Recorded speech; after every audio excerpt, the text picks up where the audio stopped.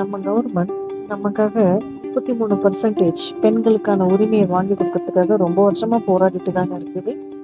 இதை கண்டிப்பா அது வாங்கி கொடுக்க போறது கிடையாது. ஆனா நமக்கான உரிமைய நம்ம வீட்டுல நம்ம வாங்க முடியுதா? அத என்னன்னு பார்க்கலாம் வாங்க. வேற ஒண்ணும் இல்லைங்க.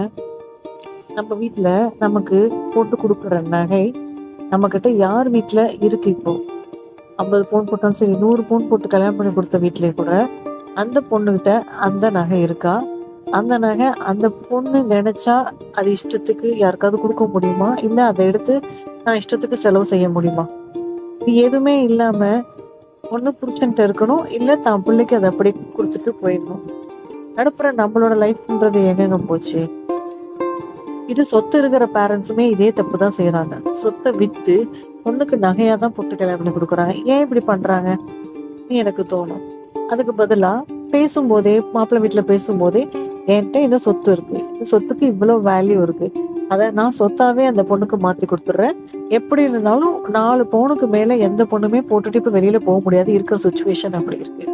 இப்படி இருக்கும்போது எதுக்காக 50 பவுனு 100 பவுனுன்னு போட்டு அதை லாக்கர்ல தானே இருக்குன்னு சொல்லி அதை அவங்க எடுத்து வேற எதுக்காவது யூஸ் பண்ணி கடைசி வரைக்கும் அந்த பொண்ணு அந்த வீட்டுல அடிமையாவே இருக்கணும்னு எல்லா பேரண்ட்ஸும் நினைக்கிறீங்களா? அதுக்கு பதிலா உங்கள்கிட்ட என்ன கொடுக்க முடியுதோ, என்ன இருக்கோ அதை வச்சு அதுக்குள்ளார ஏதோ ஒரு சொத்தை வாங்கி அந்த பொண்ணுக்கு கொடுத்து அந்த பொண்ணுக்கு தேவையான ஒரு 4 பவுனை மட்டுமே கோல்டுல போட்டு கொடுத்தீங்கன்னா அந்த பொண்ணு சாவர வரைக்கும் அந்த சொத்தை அதை எடுத்துட்டு அது வாழ்க்கையை நல்லபடியாவே கொண்டு போகும்ல. ஏன் யோசிக்கவே மாட்டேறீங்க? இப்ப இருக்கிற பிள்ளைங்க இதை நீங்க தாராளமா உங்க பேரண்ட்ஸ் கிட்டயும் கேட்கலாம். எனக்கு நகை வேண்டாம், நான் போட போறதே கிடையாது, அதனால எனக்கு நகைக்கு பதிலா சொத்து கொடுத்துருங்கன்னு தாராளமா உங்க ரைட்ஸ் உங்க வீட்டுல போயிடுங்க, கேட்டு வாங்குங்க. அப்புறம் பொண்ணுக்கு நகை சொத்து கொடுக்கணும் அப்படின்னா இன்னொன்னு சொல்லுவாங்க, அந்த பொண்ணுக்கு பாதுகாப்பா வச்சுக்க தெரியாது, ரொம்ப ஏமாளி, யார் கேட்டாலும் கொடுத்துடும் அப்படின்னு ஒரு ஸ்டேட்மெண்ட் ஒன்று சொல்லுவாங்க. இதை எங்க வீட்லயுமே சொல்லியிருக்காங்க. அப்படி சொல்றவங்களுக்கு நான் ஒண்ணு சொல்றேன், எத்தனை நாளைக்கு இப்படி இந்த பொண்ணு ஏமாளி, யார்ட்டாச்சும் கொடுத்துடும் அப்படின்னே சொல்லி இந்த பொண்ணை அடிமையாவே வச்சிருக்க போறீங்க அப்படின்னு பெத்தவங்களும் யோசிங்க, பொம்பளை பிள்ளைங்களும் யோசிங்க. இப்ப வர ஜென்ரேஷன்ல அடுத்த கல்யாணத்துக்கு நிக்கிற பிள்ளைங்கள இதை கொஞ்சம் யோசிச்சு முடிவெடுங்க.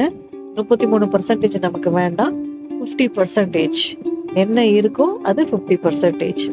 இதை கேட்டு உங்க வீட்டுல உங்களுக்கான ரைட்ஸ கேட்டு வாங்குங்க.